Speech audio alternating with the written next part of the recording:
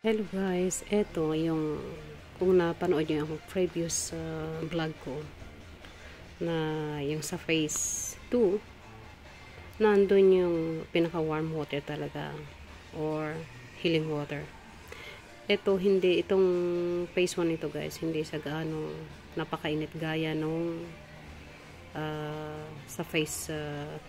Kasi sa phase 2 guys, yun talaga para sa mga senior citizen na kung mga may pananakit sa katawan mo, mga bagay na hindi mga masasakit.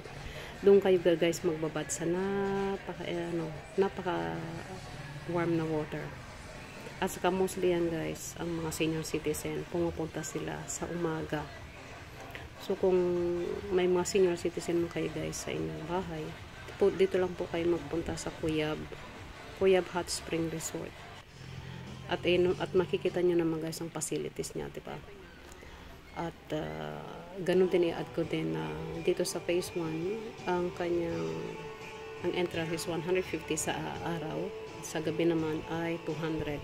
Tapos kapag marami kayo, siyempre kukuha kayo guys ng cottage. Yung cottage guys dyan, 1,000 peso.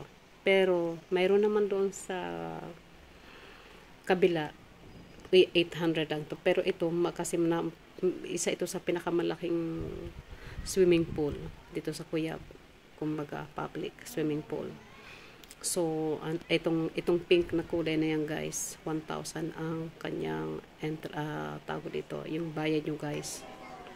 Yung cottage na yan ay 1,000. Pero nakita may kiddie pool siya.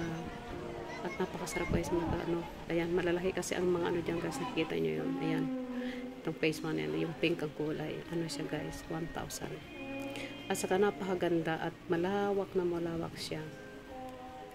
Makikita nyo pa yan. At itong Cuyab na ito guys, napakalinis dahil araw-araw sila nagde-drain o nagpapalit ng tubig. Ayan from 4:30 PM yung tubig na from morning ba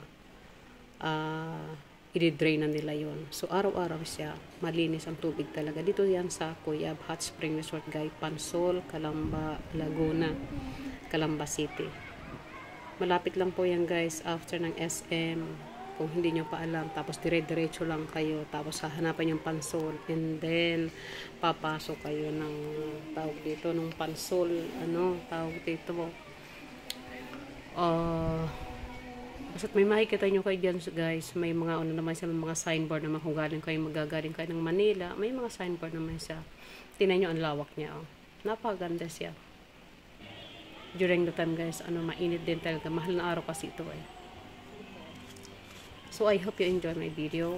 Please subscribe and write your comment. Thank you so much guys.